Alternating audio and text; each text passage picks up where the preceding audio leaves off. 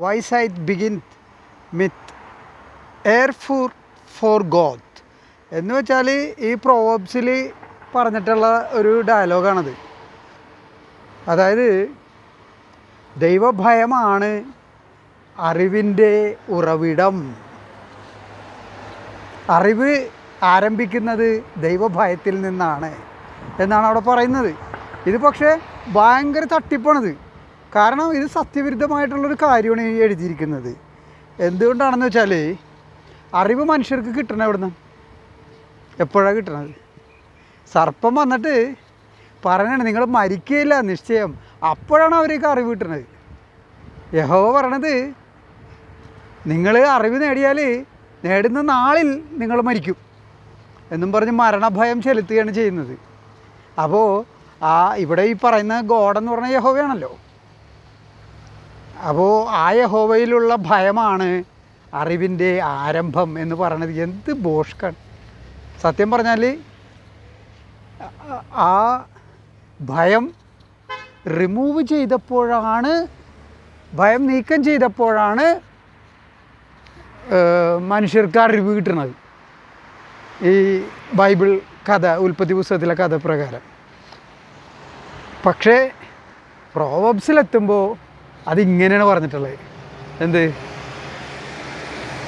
Fear in God is the beginning of wisdom. അതായത് ദൈവഭയമാണ് ജ്ഞാനത്തിൻ്റെ ആരംഭം എന്ന്. അത് വളരെ വലിയൊരു പിശകാണ് ബൈബിൾ വെച്ച് നോക്കിയാൽ. ദൈവഭയം, ഭയം എങ്ങനെയാണ് അറിവായിട്ട് എങ്ങനെ റിലേറ്റ് ആവണം, എങ്ങനെ ചെയ്യാൻ പറ്റണം? എങ്ങനെ നമുക്ക് പറ്റത്തില്ല അത്. കാരണം നോക്കൂ, ഞാനൊരു ഉദാഹരണം പറയാം. ഇപ്പോൾ എനിക്ക് ഈ വയറിങ് അല്ലെങ്കിൽ മെയിൻ സ്വിച്ചിൽ കിടന്ന പരിപാടിയിൽ ഇതൊന്നും എനിക്കറിയാൻ പാടില്ല. അപ്പോൾ എനിക്കറിവില്ല. പക്ഷെ എൻ്റെ കൂട്ടുകാരനുണ്ട്, അവൻ ഇതിൻ്റെ ഉസ്താദാണ്, അവൻ ഇലക്ട്രീഷ്യനാണ്, അവൻ ഇതിൻ്റെ പരിപാടികൾ കംപ്ലീറ്റ് അറിയാം. അപ്പോൾ അവന് ഭയമില്ല. അപ്പോൾ അറിവുള്ളിടത്ത് ഭയമില്ലാതിരിക്കുകയാണ് ചെയ്യുന്നത്. അറിവില്ലാത്തടത്താണ് ഭയം ഉണ്ടാകുന്നത് എന്നാണ് നമ്മളെ അനുഭവം പഠിപ്പിക്കുന്നത്. മനസ്സിലായോ? അപ്പോൾ പിന്നെ ഭയത്തിൽ നിന്നാണ് അറിവുണ്ടാകണമെന്ന് പറയുന്നത് എന്തിനാണ്? അതായത് അറിവ് മനുഷ്യർക്ക് വേണമല്ലോ. അപ്പോൾ അറിവ് നേടാനായിട്ടെങ്കിലും ഈ യഹോവയെ ഭയപ്പെടുക. യഹോവയെ ഭയപ്പെട്ടാൽ യഹോവയുടെ ചൊൽപ്പടിക്ക് നമ്മൾ വരില്ലേ? അടിമയാവില്ലേ? അടിമയുടെ ഒരു സ്വഭാവ സവിശേഷതയാണ് ഭയം എന്ന് പറഞ്ഞാൽ. അടിമയ്ക്ക് എപ്പോഴും ഭയമായിരിക്കും. അപ്പോൾ ഇവിടെ പറഞ്ഞിരിക്കുന്നത് കണ്ടോ, ജ്ഞാനത്തിൻ്റെ ആരംഭം ദൈവഭയമാണ് എന്നാണ് അവിടെ എഴുതിയിരിക്കുന്നത്. പക്ഷേ ഇത് തന്നെ ഞങ്ങളുടെ അവിടെ ഫോർട്ട് കൊച്ചിയിൽ സെയിൻറ്റ് മേരീസ് സ്കൂളിൻ്റെ ചുവരിൽ എഴുതിയിരിക്കുന്നത് ദൈവഭക്തിയാണ് അറിവിൻ്റെ ഉറവിടം എന്നാണ് എഴുതിയേക്കണത്. പക്ഷേ ഭക്തി എന്ന് പറയുന്ന വാക്ക് അത് സെമിറ്റിക് അല്ല. ഇത് സെമിറ്റിക് മതത്തിൽ ഭക്തിയില്ല. സെമിറ്റിക് മതക്കാർ ഭക്തരല്ല, അവർ വിശ്വാസികളാണ്. മോളിൽ നിന്ന് അള്ളാഹു വരും, യഹോവ വരും, യേശു വരും, മരിച്ചു കിടക്കുന്ന ആൾക്കാരെയൊക്കെ പൊക്കി നേരെ സ്വർഗത്തിലോട്ട് കൊണ്ടുപോകും. ഇങ്ങനെ മൂഢനമ്പിക്കൈ, അന്ധവിശ്വാസം ഉള്ള ആളുകളാണ് സെമിറ്റിക് മതക്കാർ. അപ്പോൾ അവിടെ ഭക്തി എന്ന് പറഞ്ഞാൽ ഈശ്വര പ്രേമമാണ് ഭക്തി. അത് വേറെ, ഭക്തി വേറെ, വിശ്വാസം വേറെ. ഇപ്പോൾ ഇതൊക്കെ മാറി. ഇതിപ്പം ഹിന്ദുക്കളും ഞങ്ങൾ ഹിന്ദു വിശ്വാസിയാണെന്നാണ് പറയണത്. മനസ്സിലായോ? അത് ഈ കള്ളസ്വാമിമാരെ കാരണമാണ് അങ്ങനെ ഹിന്ദുക്കൾ പറയാൻ തുടങ്ങിയത്. കള്ളസ്വാമിമാരാണ് ഹിന്ദു വിശ്വാസമെന്ന് പറഞ്ഞ് പഠിപ്പിച്ചത് ഹിന്ദുക്കളെ. ഹിന്ദുവിന് എന്ത് വിശ്വാസമുള്ളത്? ഹിന്ദു മരിച്ചു കഴിഞ്ഞാൽ അവൻ്റെ ജഡം കത്തിച്ചിളയല്ലേ ചെയ്യണം. അല്ലാണ്ട് മോളിൽ നിന്ന് ആൾ വരുമെന്നും പറഞ്ഞ് കാത്ത് സൂക്ഷിച്ച് വെക്കണുണ്ടോ? കുഴിയിൽ മൂടി വെക്കുന്നുണ്ടോ?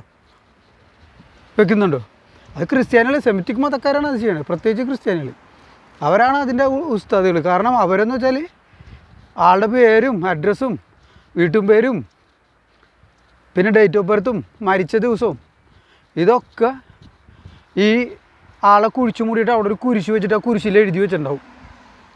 യേശു വരുമ്പോൾ അറിയണ്ടേ ആരാണെന്ന്, പത്രോസാണോ പൗലോസാണോന്ന് അറിയണ്ടേ? അതിന് വേണ്ടിയിട്ടാണ് അവർ ചെയ്യണത്. എന്തൊരു അന്ധവിശ്വാസമാണെന്ന് ആലോചിക്കണേ. അപ്പോൾ ഇതെനിക്കൊന്ന് പറയണമെന്ന് തോന്നി. കാരണം നമ്മുടെ നാട്ടിൽ വരുമ്പോൾ ദൈവഭയം എന്നുള്ളത് ദൈവഭക്തി എന്നാക്കി മാറ്റി. എന്ത് തട്ടിപ്പേരാണെന്നറിയോ ഇവന്മാർ, എന്ത് തട്ടിപ്പണിയാണെന്നറിയോ. അപ്പോൾ കറക്റ്റായി. കാരണം ശ്രീ ശിവമഹാപുരാണത്തിൽ ഞാൻ വായിച്ചിട്ടുണ്ട്, ഭക്തിയാണ് ജ്ഞാനത്തിൻ്റെ മാതാവ്. ഭക്തിയില്ലാത്തവനിൽ എവിടെയാണ് ജ്ഞാനം എന്ന് ചോദിക്കുന്നുണ്ട്. ആ ഭക്തി എന്ന് വെച്ചാൽ ഈശ്വരപ്രേമമാണ്. ഈശ്വരപ്രേമം എന്ന് പറഞ്ഞാൽ ഒരാൾക്ക് ഈശ്വരപ്രേമം ഉണ്ട് എന്നുള്ളതിൻ്റെ ലക്ഷണം എന്തൊക്കെയാണ്? പലതരത്തിലുണ്ട് ഈശ്വരപ്രേമമുള്ള ആൾക്കാർ. ആന്തരികവും ബാഹ്യവുമായിട്ടുള്ള ലക്ഷണങ്ങളുണ്ട്. ആന്തരികം എന്ന് പറയുമ്പോൾ അത് കാണാൻ പറ്റില്ലല്ലോ, അവ ലക്ഷണമെന്നും പോലും പറയാൻ പറ്റത്തില്ല. എന്തായാലും ബാഹ്യമായ ലക്ഷണത്തെക്കുറിച്ച് പറയാം. ഈശ്വരപ്രേമത്തിൻ്റെ ലക്ഷണമാണ് ഈശ്വര പൂജ. ഭക്തിയോടുകൂടി, ഭക്തിഭാവത്തോടുകൂടി ഈശ്വര പൂജ ചെയ്യുന്നതാണ് ഈശ്വര പ്രേമത്തിൻ്റെ ലക്ഷണം. അപ്പോൾ ഇപ്പോൾ നോക്കൂ, കമലഹാസൻ്റെ ഒരു ഇൻ്റർവ്യൂവിൽ കമലഹാസൻ പറഞ്ഞു, അന്നത്തെ കമലഹാസൻ ഒന്നുമല്ല അന്നേരം ഡാൻസ് പഠിക്കണേ കമലഹാസൻ. ഓരോരോ ഇപ്പം നൃത്തകല എന്ന് പറഞ്ഞാൽ ഒരുപാട് ടൈപ്പ് ഉണ്ടല്ലോ, ഓരോരോ സംസ്ഥാനങ്ങളിലും ഓരോരോ നൃത്തകലയുണ്ട്, അതിൻ്റെ ഓരോരോ വേരിയേഷൻസ് ഉണ്ടല്ലോ. അപ്പോൾ ഓരോന്നും ഇയാൾ പഠിച്ചുകൊണ്ടിരിക്കണേ. ഭരതനാട്യം പഠിച്ചു, അത് പഠിച്ചു, ഇത് പഠിച്ചു. അപ്പോൾ ഒരെണ്ണം പഠിക്കണ്ട, കുച്ചിപ്പുടിയോ എന്തോ ഒന്ന് പഠിക്കാനായിട്ട് ഒരു ഗുരുവിൻ്റെ അടുത്ത് പോയി ഇയാൾ. അപ്പോൾ ഇയാൾക്ക് അടുത്ത് 5 പൈസയില്ല കമലഹാസൻ്റെ അടുത്ത് ഗുരുവിന് കൊടുക്കാനായിട്ട്, ദക്ഷിണ കൊടുക്കാനായിട്ട്. അപ്പോൾ ഇയാൾ ഭരതനാട്യത്തിൽ ഇയാളൊരു ആംഗ്യം കാണിച്ചു. അതായത് പാദസേവ ചെയ്തുകൊണ്ട് ഞാൻ പഠിച്ചോളാവേന്ന്. അതായത് ഗുരുവിൻ്റെ പാദസേവ ചെയ്യും. അപ്പോൾ ഗുരു അറിവ് കൊടുക്കും. മനസ്സിലായോ? നമ്മളെ സേവിക്കുന്നവരോട് നമുക്ക് താല്പര്യം ഉണ്ടാവില്ലേ? അപ്പോൾ ഈശ്വര സേവ അത് തന്നെ പൂജ. അപ്പോൾ ഈശ്വര പൂജ ചെയ്യുന്ന ആളുകൾക്കാണ് അറിവ് കിട്ടുന്നത്. അറിവ് എങ്ങനെ കിട്ടുന്നു എന്ന് ചോദിച്ചാൽ, അപ്പോൾ തന്നെ എന്നെ പൂജിച്ചു, ഇന്നാ പിടിച്ചോ കുറച്ച് അറിവ്, ഒരു 2 കിലോ അറിവ് എടുത്തോ എന്ന് പറഞ്ഞാൽ അങ്ങനെ തരികയല്ല ചെയ്യണത്. ജന്മങ്ങളുണ്ടല്ലോ, അറിവുള്ളവരുടെ കുടുംബത്തിൽ വന്ന് ജനിക്കും. അറിവുള്ള പിതാവിൻ്റെ കുടുംബത്തിൽ വന്ന് ജനിക്കും. അങ്ങനെയാണ് അറിവ് നേടുന്നത്. മനസ്സിലായോ? നമ്മൾ പൂജ ചെയ്യുന്ന വെച്ചാൽ അത് ഈ ജന്മത്തിൽ തന്നെ അതിൻ്റെയൊക്കെ ഫലം കിട്ടണമെന്ന് യാതൊരു നിർബന്ധമില്ല. പക്ഷേ പൂജ ചെയ്യുന്ന ഒരു ഇലയാണ് ഇടണമെങ്കിലും അതിൻ്റെ ഫലം കിട്ടാതെ പോവില്ല ഒരിക്കലും. അത് ഏതെങ്കിലും ഒരു ജന്മത്തിൽ അതിൻ്റെ ഫലം നമ്മളെ തേടി വരും. അങ്ങനെയാണ് പറയുന്നത്. മനസ്സിലായോ? അപ്പോൾ അറിവിലൂടെയാണ് മോക്ഷം. അറിവ് വളരെ പ്രധാനപ്പെട്ട സംഗതിയാണ്. പക്ഷേ ഇവിടെ ബൈബിളിൽ മനുഷ്യർക്ക് ബേസിക്കായിട്ടുള്ള അറിവ്, തുണി കൊടുക്കണമെന്നുള്ള അറിവ്, അതുപോലും കൊടുക്കാനായിട്ട് യഹോവ സമ്മതിക്കുന്നില്ല. യഹോവ പറയുന്നത്, if you have the fruit of knowledge you will die. അങ്ങനെ പറഞ്ഞ, നീ അറിവ് നേടിയാൽ നീ മരിക്കും എന്ന് പറഞ്ഞ. മനസ്സിലായോ? അപ്പോൾ അറിവെന്ന് പറയുന്ന സംഭവം ഡെഡ്ലിയാണ്. അങ്ങനെ വരുമ്പോൾ ഫിയറുമായിട്ട് നമുക്കതിനെ കൂട്ടിയിണക്കാൻ കഴിയും, ഭയവുമായിട്ട്. മനസ്സിലായോ? പക്ഷേ അങ്ങനെയല്ല. സത്യം പറഞ്ഞാൽ അറിവിലൂടെയാണ് നമ്മൾ മരണത്തെപ്പോലും തോൽപ്പിക്കുന്നത്. അറിവിലൂടെയാണ്.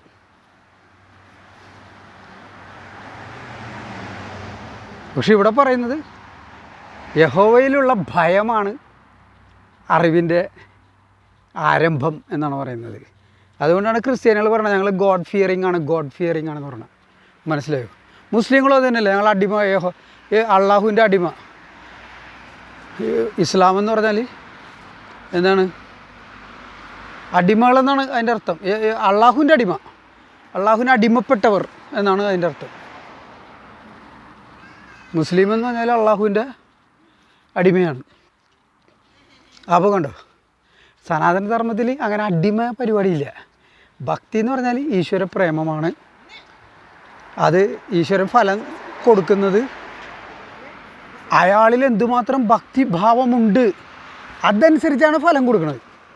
അല്ലാണ്ട് അയാൾ കാണിക്ക വഞ്ചിയിൽ എത്ര കാശിട്ടു, 100 രൂപ ഇട്ടതിന് അത്ര ഫലം, 500 ഇട്ടതിന് അതിന് കൂടുതൽ ഫലം, അങ്ങനെയല്ല കൊടുക്കണത്. ഈശ്വരൻ നോക്കുന്നത് ഭാവമാണ് നോക്കുന്നത്.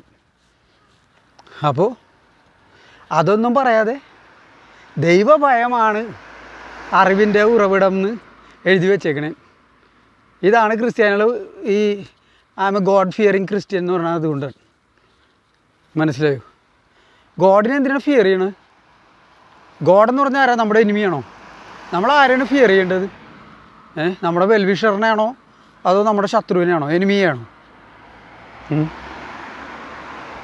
തീർച്ചയായിട്ടും നമ്മുടെ എനിമിയെയാണ് നമ്മൾ ഫിയർ ചെയ്യേണ്ട ആവശ്യമുള്ളൂ. വെൽവിഷറിനെ നമ്മൾ എന്തിനാണ് ഫിയർ ചെയ്യണത്? God is our friend. പിന്നെ നമ്മളെന്തിനാ പേടിക്കണം? എന്തിനാണ്? മനസ്സിലായോ? പക്ഷേ ബൈബിൾ പ്രകാരം ദൈവഭയമാണ് വേണ്ടത്. ദൈവഭയം അറിവിൻ്റെ ആരംഭം. പക്ഷെ നമ്മൾ കഥ നോക്കുമ്പോൾ ജസ്റ്റ് ഓപ്പോസിറ്റാണ്.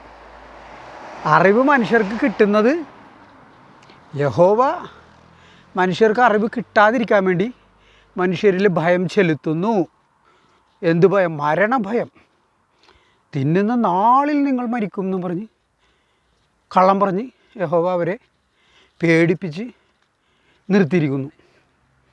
അത് ആ തോട്ടത്തിൻ്റെ നടുവിലേക്ക് പോകാതെ, അറിവിൻ്റെ കനി തിന്നാതെ യഹോവ പേടിപ്പിച്ച് വച്ചിരിക്കുന്നു. അപ്പോഴാണ് സർപ്പം വരുന്നത്. സർപ്പം വന്നിട്ട് പറയണത് that's not true, you will not die. എന്ത് പോസിറ്റീവായിട്ടാണ് സർപ്പം സംസാരിക്കുന്നത്. നിങ്ങളൊന്ന് ആലോചിച്ച് നോക്കൂ. നിങ്ങൾക്ക് വിവാഹം കഴിഞ്ഞു, ആദ്യത്തെ കുഞ്ഞ് പിറന്നു, ആദ്യത്തെ കൺമണി. അപ്പോൾ നിങ്ങൾ അവൻ്റെ ആ കുഞ്ഞിൻ്റെ കാതിൽ നിങ്ങളൊരു കാര്യം പറയണേ. നിങ്ങളുടെ സന്തതിനോട് നിങ്ങൾ ആദ്യമായിട്ട് സംസാരിക്കണേ. അപ്പോൾ ആ നിങ്ങൾ സംസാരിക്കുന്ന സെൻറ്റൻസ് അത് അവസാനിക്കുന്നത് എങ്ങനെയാണെന്ന് നോക്കൂ. You will die, you will die. നീ മരിക്കും, നീ മരിക്കും. അങ്ങനെയല്ലേ യഹോവ പറയണത്? യഹോവയുടെ ആദ്യത്തെ കൽപ്പനയാണിത് മനുഷ്യരോട് പറയണത്. നിനക്ക് ഈ തോട്ടത്തിലെ സകല വൃക്ഷങ്ങളും തിന്നാം, പക്ഷേ ഈ തോട്ടത്തിലെ അറിവിൻ്റെ കനി നീ തിന്നാൽ, നീ തിന്നുന്ന നാളിൽ നീ മരിക്കും, യു വിൽ ഡൈ എന്ന് പറഞ്ഞിട്ടാണ് അവസാനിപ്പിക്കുന്നത്. അപ്പോൾ ആദ്യം തന്നെ പറയുന്നത്, കുഞ്ഞിനോട് പറയുന്നത് നീ മരിക്കുമെന്നാണ് പറയണത്. അങ്ങനെ പറയുമോ നിങ്ങൾ? പറയൂ. എന്തിനങ്ങനെ പറയണത്? ഇപ്പോൾ യഹോവയ്ക്ക് മനുഷ്യർ മരിക്കരുതെന്നാണ് ആഗ്രഹമെങ്കിൽ യഹോവ ചെയ്യേണ്ടിയിരുന്നത് എന്താണ്? ഇപ്പോൾ ഇങ്ങനെ പറഞ്ഞത്, നീ മരിക്കും എന്ന് പറഞ്ഞത്, സാധാരണ അങ്ങനെ പറഞ്ഞാൽ പറയുന്ന ആൾ ഉദ്ദേശിക്കുന്നത് എന്താണ്? മരിക്കാതിരിക്കാൻ വേണ്ടി വാൺ ചെയ്യണത്.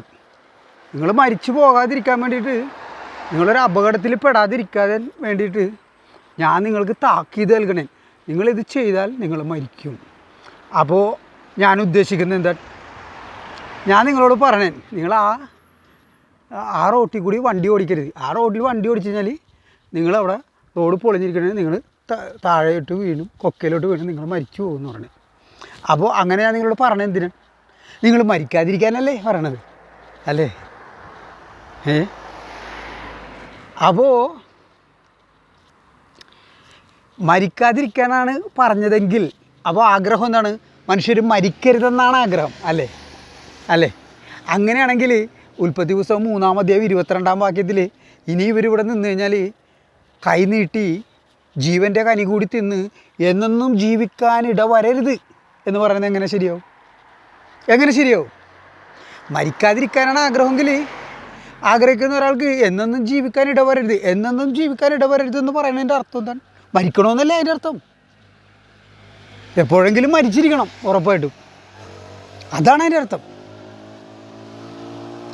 They must not live forever, അങ്ങനെ പറയണ. അവരനുവദിക്കാൻ പാടില്ല, എന്നൊന്നും ജീവിക്കാൻ അനുവദിക്കാൻ പാടില്ല. അപ്പോൾ അതാണ് ഇദ്ദേഹത്തിൻ്റെ ഉള്ളിലുള്ള ആഗ്രഹം. ഇയാളുടെ ഇൻറ്റൻഷൻ അതാണ്. ഇവർ മരിക്കണം, എന്നൊന്നും ജീവിക്കാൻ ഇടവരരുത്, അതാണ് ഇൻറ്റൻഷൻ. അപ്പോൾ പഴയ കമാൻഡിലൊക്കെ ഒന്നുകൂടി വരാം. നിങ്ങൾ ഈ അറിവിൻ്റെ കനി തിന്നാൽ നിങ്ങൾ മരിക്കും എന്ന് പറഞ്ഞത് മരിക്കാതിരിക്കാനല്ല. കാരണം ഇദ്ദേഹം തന്നെ പറയുന്നുണ്ട് അവരെന്നൊന്നും ജീവിക്കാൻ ഇടവരരുതെന്ന്. അപ്പോൾ പിന്നെ ഇയാൾ എന്തിനാണ് ഇത് പറഞ്ഞത്? അതിങ്ങനെ നോക്കിയാൽ തന്നെ ഇത് കള്ളമായി, വേറെ ഒന്നും നോക്കേണ്ട ആവശ്യമില്ല. മനസ്സിലായോ? പിന്നെ മാത്രമല്ല, അറിവിൻ്റെ കനി ഇരിക്കുന്ന സ്ഥലത്ത് തന്നെയാണ് എന്നെന്നും ജീവിക്കാനുള്ള ഫലം നൽകുന്ന നിത്യജീവൻ്റെ കനിയുള്ളത്. നിത്യജീവൻ്റെ കനി അവിടെ തന്നെ ഉള്ളത്. അപ്പോൾ പിന്നെ മരിക്കാതിരിക്കണമെന്നാണ് ആഗ്രഹമെങ്കിൽ എന്താ പറയേണ്ടത്? ഒന്നാമത്തെ കാര്യം, ഈ മരണം നൽകുന്ന അറിവിൻ്റെ കനിയും പിന്നെ എന്നെന്നും ജീവിക്കാൻ ഉതകുന്ന നിത്യജീവൻ്റെ കനിയും ഒരേ സ്ഥലത്ത് എന്തിനാണ് വെച്ചത്? എന്തിനാണ് വെച്ചത്? നിങ്ങൾ ഇപ്പോൾ നിങ്ങൾക്ക് ഒരു ബേബിയുണ്ട്, ഒരു ശിശുവുണ്ട്. അപ്പോൾ നിങ്ങളുടെ വീട്ടിൽ പോയ്സൺ ഉണ്ട്. നിങ്ങളുടെ വീട്ടിൽ കൊച്ചിന് കുടിക്കാനുള്ള പാലും കുപ്പിയുണ്ട്. ഈ പോയ്സൺ പാലും കുപ്പി ഒരേ സ്ഥലത്ത് വെക്കുമോ? നിങ്ങൾ വെക്കുമോ? ആലോചിച്ച് നോക്കൂ. വെക്കുമോ? ഇല്ലല്ലോ. അപ്പോൾ നിങ്ങളുടെ ബുദ്ധി പോലും ഈ ദൈവം എന്ന് പറയുന്ന ആൾക്ക് ഇല്ലേ?